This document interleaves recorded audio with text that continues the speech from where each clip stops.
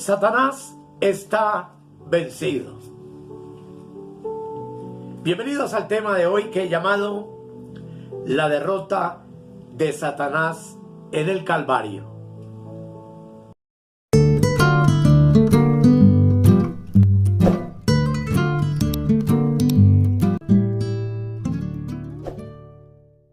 Indudablemente, amados hermanos y amigos, la respuesta a una afirmación como esta la tiene la palabra de Dios. Lamentablemente, el desconocimiento de estas verdades ha impedido que muchos de nuestros amados hermanos en Cristo disfruten de la verdadera libertad de conocer esta verdad en sus vidas. Y como siempre, vamos a hacerlo escudriñando la palabra de Dios. En San Juan capítulo 8, versículo 14, la palabra de Dios dice: y como Moisés levantó la serpiente en el desierto, así es necesario que el Hijo del Hombre sea levantado. Colosenses capítulo 2, versículo 15 dice: y despojando a los principados y a las potestades, los exhibió públicamente, triunfando sobre ellos en la cruz. Y dice también la palabra de Dios: ahora ha venido la salvación, el poder y el reino de nuestro Dios y la autoridad de su Cristo, porque ha sido lanzado fuera el acusador de nuestros hermanos, el que los acusaba delante de nuestro Dios día y noche. Y dice: y ellos le han vencido por medio de la sangre del Cordero y de la palabra del testimonio de ellos, y menospreciaron sus vidas hasta la muerte.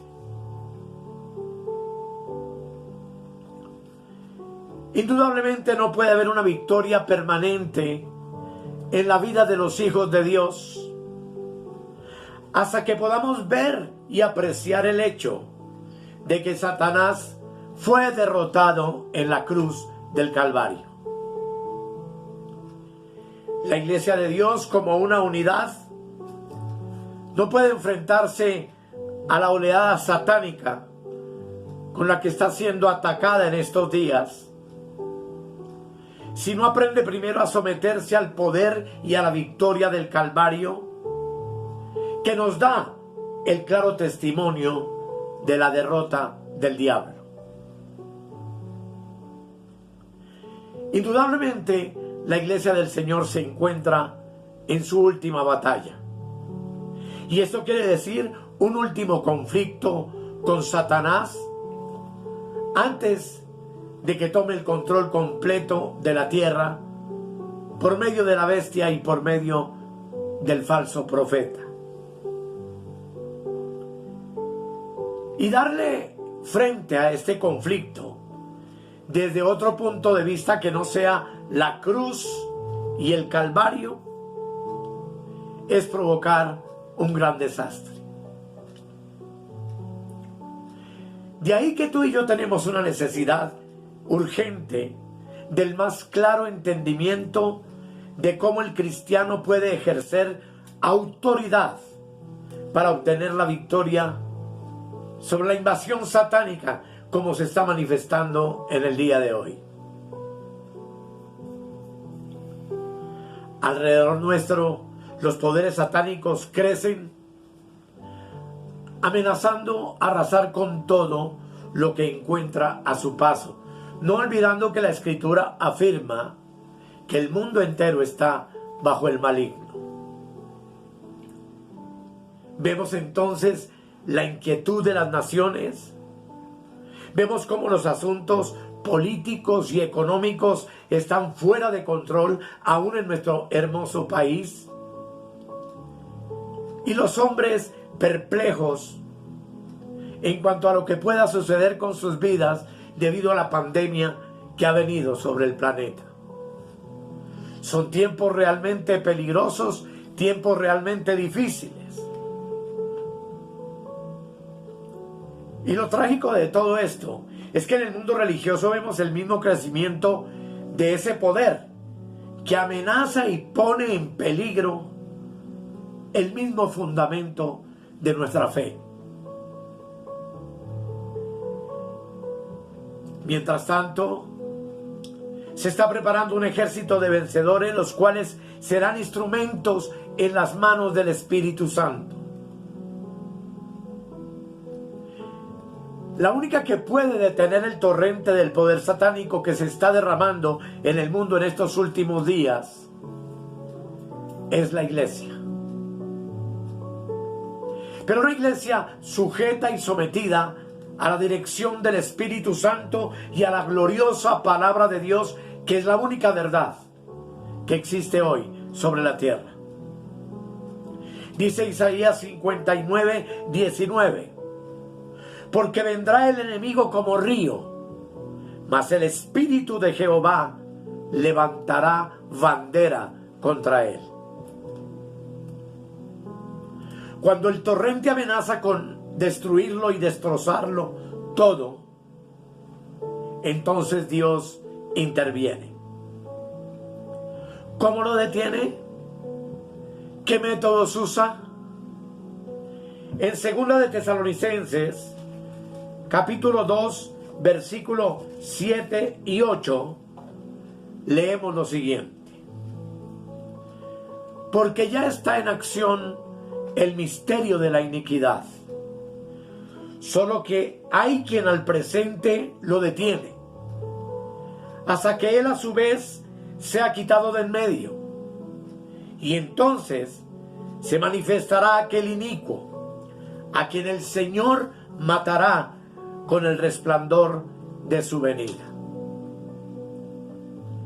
La apostasía y el misterio de la iniquidad está desbordado hoy sobre la tierra, pero no ha podido tomar el control completo porque hay alguien que lo detiene, y quien lo detiene es el Espíritu Santo, que habita en la plenitud del cuerpo de Cristo alrededor de toda la tierra, que habita en la iglesia que fue comprada por Cristo con su sangre en la cruz del Calvario. Pero entonces, cuando la iglesia sea levantada y el Espíritu Santo quitado con ella de la tierra, se manifestará el inicuo, el anticristo, con todo el poder dado por el dragón que es Satanás, y con la alianza y el impulso que le dará el falso profeta. Si usted es honesto en esta hora y ha estudiado la profecía bíblica, se dará cuenta de que estos son los últimos días, los últimos tiempos. ¿Quién es aquel que detiene esa fuerza maligna? Sino el mismo Espíritu Santo de Dios que habita en la iglesia, que habita en cada uno de nosotros, los creyentes, quienes somos el templo del Espíritu Santo.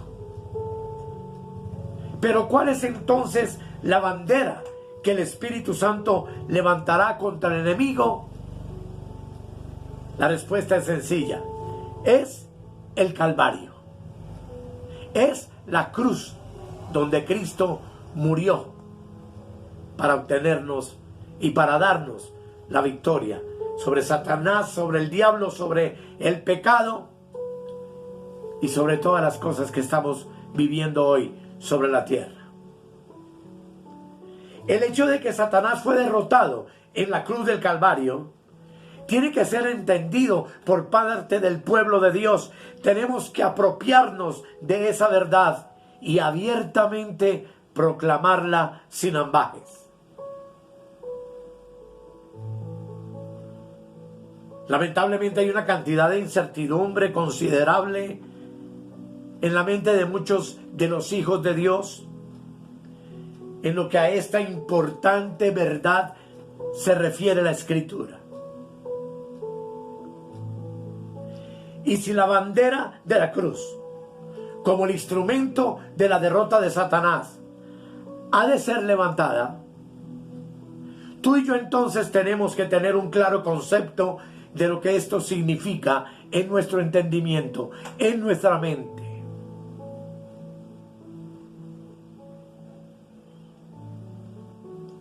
Es lamentable ver cómo cantidad de ministros, de personas muy respetables, han usado a Satanás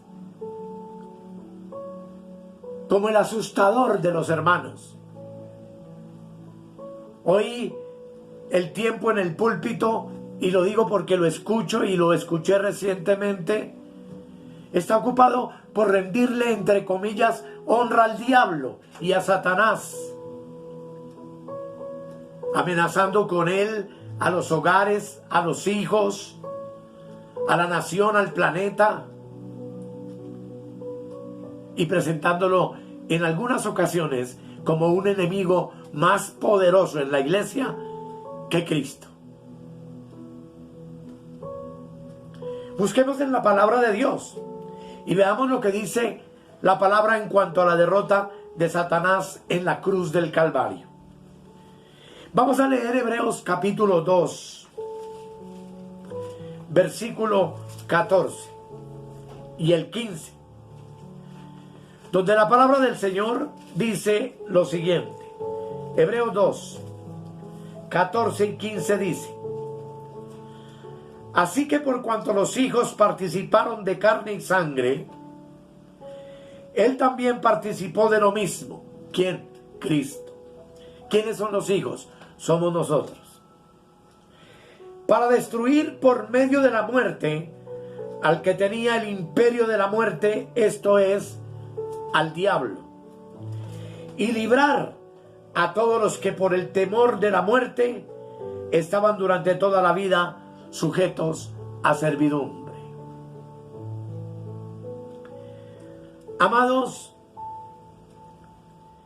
la palabra del Señor enseña que Cristo con su muerte destruyó al que tenía el imperio de la muerte, esto es, al diablo. Sabemos que la paga del pecado es muerte y que el mundo entero hoy se encuentra bajo el maligno y que la consecuencia de todo lo que tú y yo estamos viendo no es otra que el pecado y la paga que el pecado merece, pues el hombre abiertamente y a sabiendas le ha dado por completo la espalda a Dios y a su Cristo. Y aún la misma iglesia, entre comillas, le ha quitado el poder y el significado real a la cruz y a lo que Cristo logró para nosotros en ella. Dice la palabra que por medio de su muerte destruyó, no lo digo yo, está escrito, al que tenía el imperio de la muerte, esto es, al diablo. Yo no creo, amados, que pueda existir una palabra más fuerte para describir este triunfo del Cristo de la gloria con la palabra destruirlo.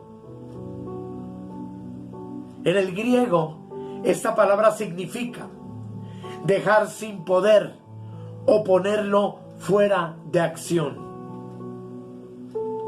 Entonces, usted preguntará de inmediato, ¿por qué Satanás continúa activo? ¿Por qué los santos no se han apropiado de esta verdad y de este hecho y aplican este principio a sus necesidades y a su vida?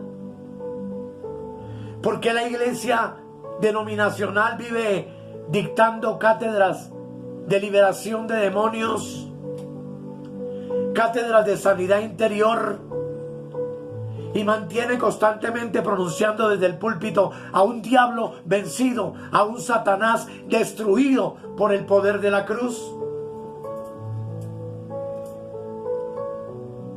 ¿Por qué desde la mayoría de los púlpitos cristianos escuchamos diariamente prédicas acerca de ese poder que Satanás tiene en la iglesia? Hasta el punto de pasar horas ayunando y haciendo seminarios para instruir a los creyentes a pelear contra un enemigo derrotado.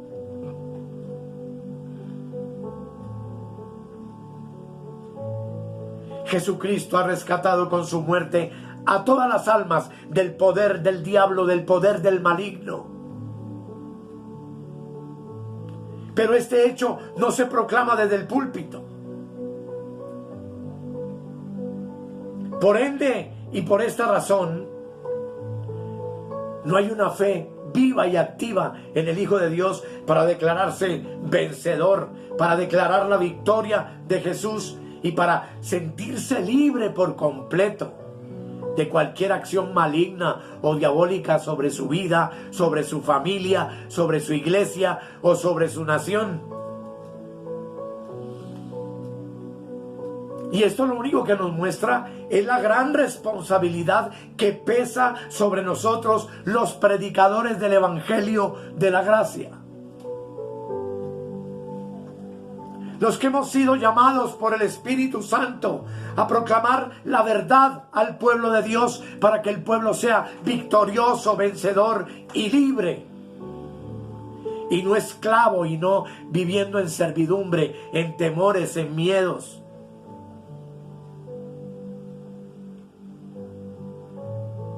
Y es que una cosa real y verdadera que tenemos que entender es que Satanás es el gran usurpador. Después de haber sido derrotado por Cristo en la cruz del Calvario, Satanás ha sido, lo repito, un usurpador. Y sin duda alguna no tiene ningún derecho, ni sobre ti, ni sobre tu familia, ni sobre tu iglesia, ni sobre tus posesiones materiales. No tiene ningún derecho sobre tu salud, como se le quiere atribuir en muchas ocasiones. Entonces, ¿qué es lo que pasa? Que no nos hemos dado cuenta de lo que esto realmente significa. Si él no tiene ningún derecho, entonces cualquier posición que quiera mantener lo está haciendo como un usurpador, como un proscrito, como un bandido engañador. De sí, que es padre de toda mentira. Y es un engañador terrible y tremendo, pero que fue vencido por Cristo con su muerte en la cruz del Calvario. Como es un usurpador, puede ser resistido donde quiera que su poder se deje sentir o se manifieste. Tú y yo tenemos en Cristo autoridad para hacerlo. Él no tiene derecho sobre ninguna vida y sobre ningún lugar y sobre ninguna organización, menos la iglesia. Y no solamente esto, sino que nuestro deber como ministros del nuevo pacto es oponernos a esa clase de enseñanza falsa. Dejar a Satanás, al diablo, sin desafiarlo, es como robarle a Jesús aquello por lo cual él murió en la cruz. El no proclamar la derrota del diablo es también robar a los hombres aquello que tanto han anhelado, que tanto han deseado, aquello a lo cual tienen derecho. Y es el derecho de ser verdaderamente libres y tener la oportunidad de romper todas las ligaduras del enemigo en sus vidas, en sus hogares, en sus iglesias, en su economía y en todo lo que somos. El no comprender, amados, esta verdad claramente es la falta o lo que causa la falta de entusiasmo de una labor agresiva para ganar las almas perdidas para Cristo. Es también la causa de la pasividad de muchos creyentes espirituales en cuanto a los males que existen en este mundo. Y es que si el Calvario representa la derrota de Satanás, ¿por qué le es permitido engañarnos con las falsas enseñanzas del modernismo y las falsificaciones de espiritismo que hoy se ven en las iglesias.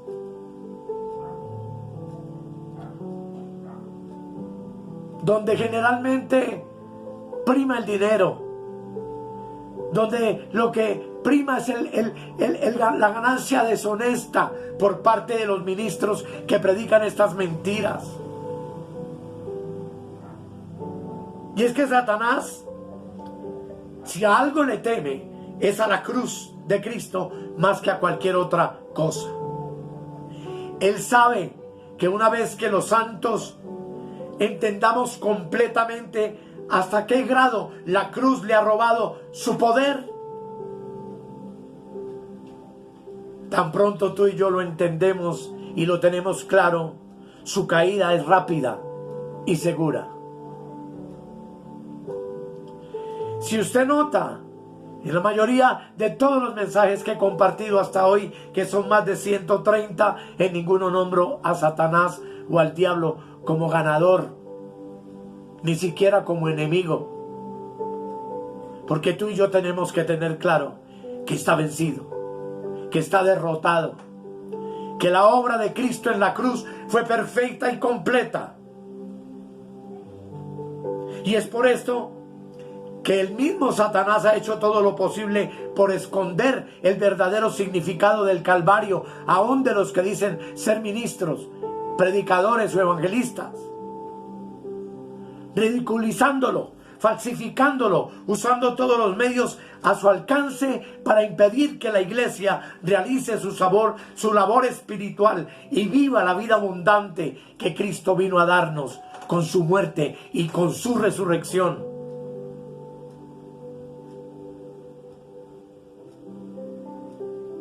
El diablo no puede seguirle ocultando la verdad al creyente.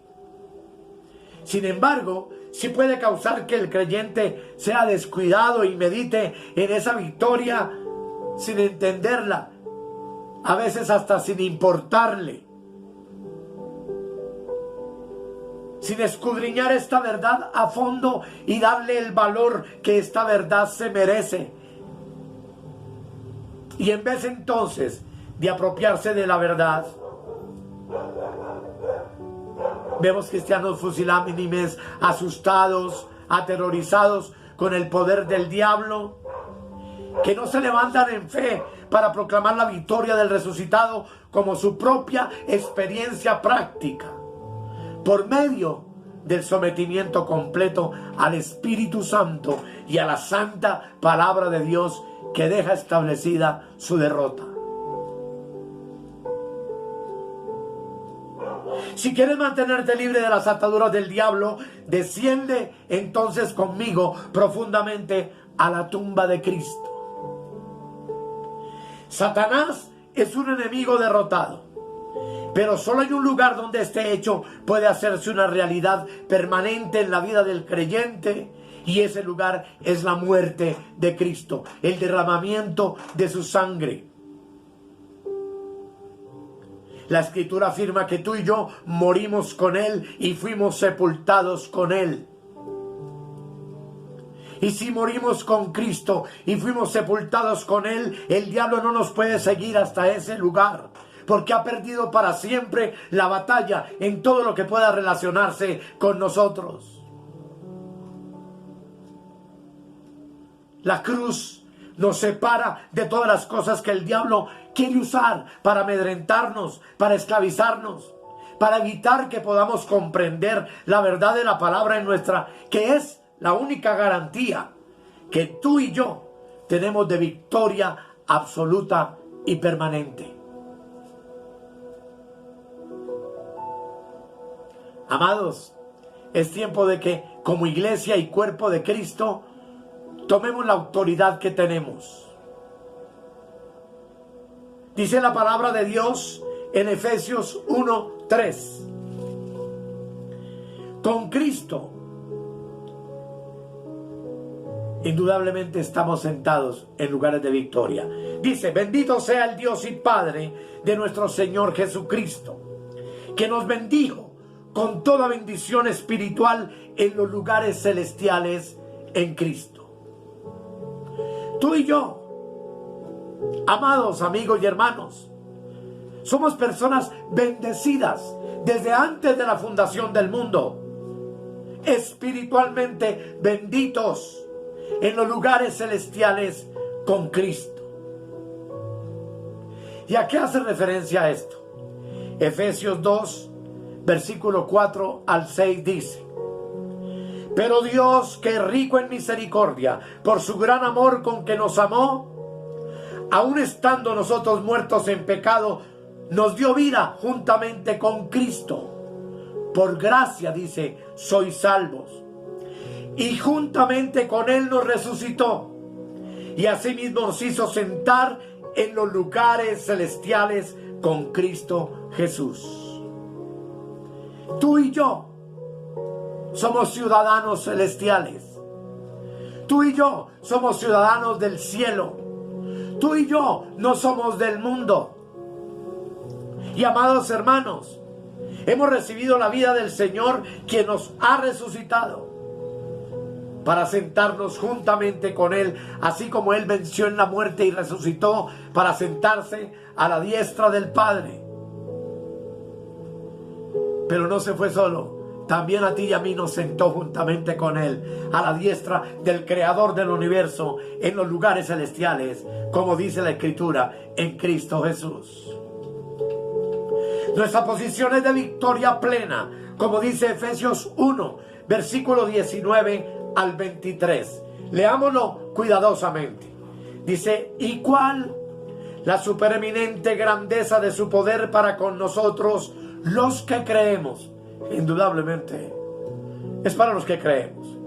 Según la operación del poder de su fuerza, la cual operó en Cristo, resucitándole de los muertos y sentándole a su diestra en los lugares celestiales, sobre todo principado, autoridad y poder y señorío, y sobre todo nombre que se nombra, no solo en este siglo, sino también en el venidero.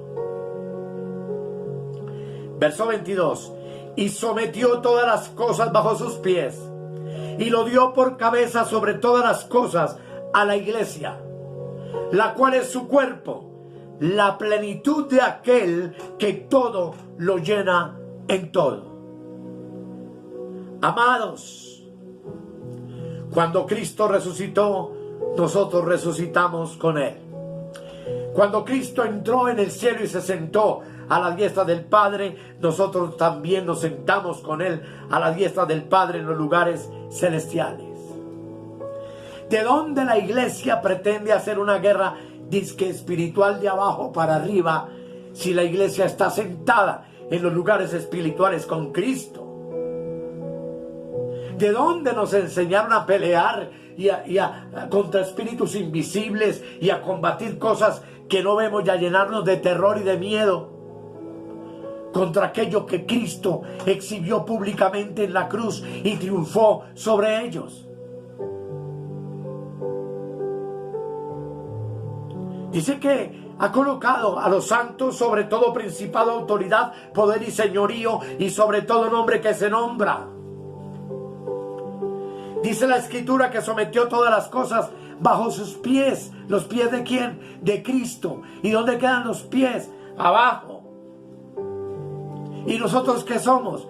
El cuerpo de Cristo. No podemos olvidar esa verdad maravillosa. Dice, sometió todas las cosas bajo sus pies y lo dio ¿a quién? A Cristo, por cabeza sobre todas las cosas, a la iglesia. Iglesia, somos más que vencedores. Satanás está vencido. Y nuestro llamado es a comunicarle al hombre que Dios ya está reconciliado con él, y que el hombre solo necesita conocer la verdad de la palabra, pues dice que la iglesia es su cuerpo. Y no solamente dice eso, sino que es la plenitud de aquel que lo llena todo en todo.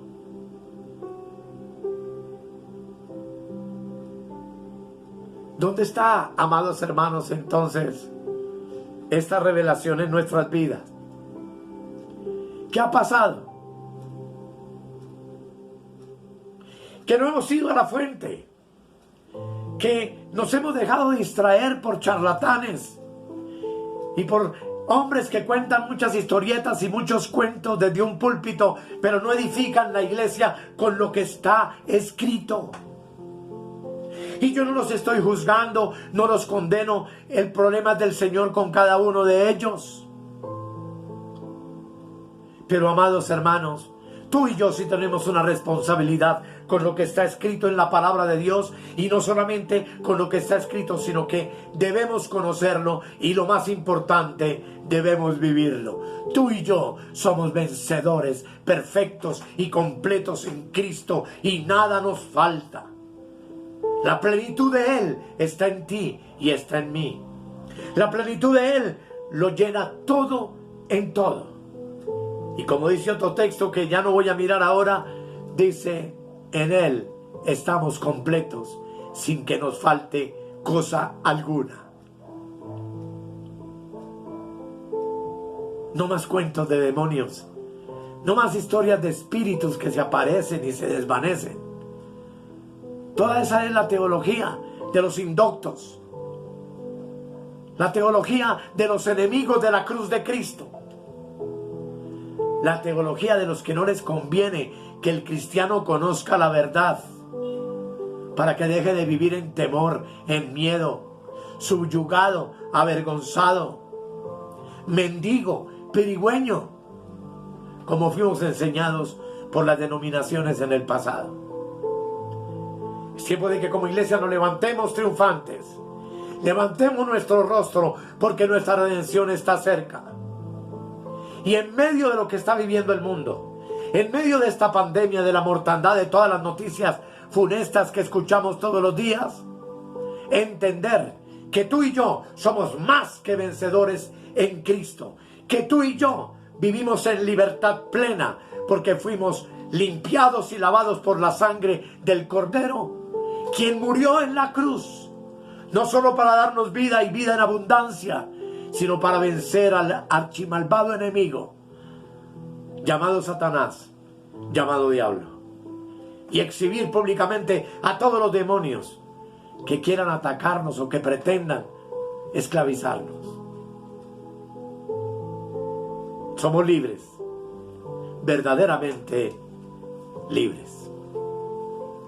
Vamos a orar.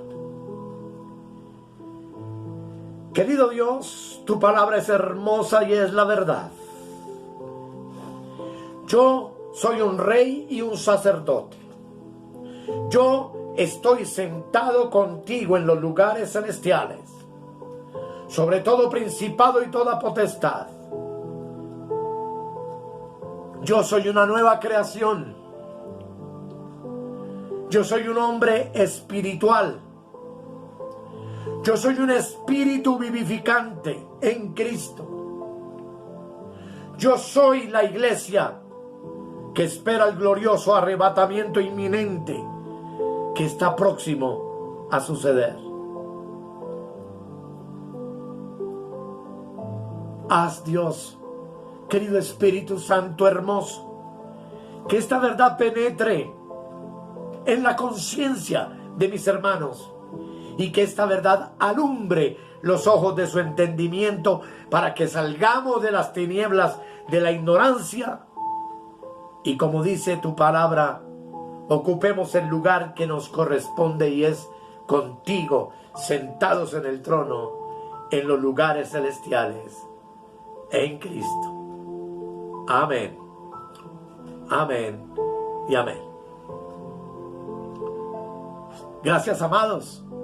Espero que haya sido bendecido con esta verdad poderosa de la palabra de Dios, y prepárate, porque vienen otras verdades que estaré compartiendo contigo en los próximos episodios o temas que tengamos la oportunidad de grabar con amor para ustedes y con mucha alegría.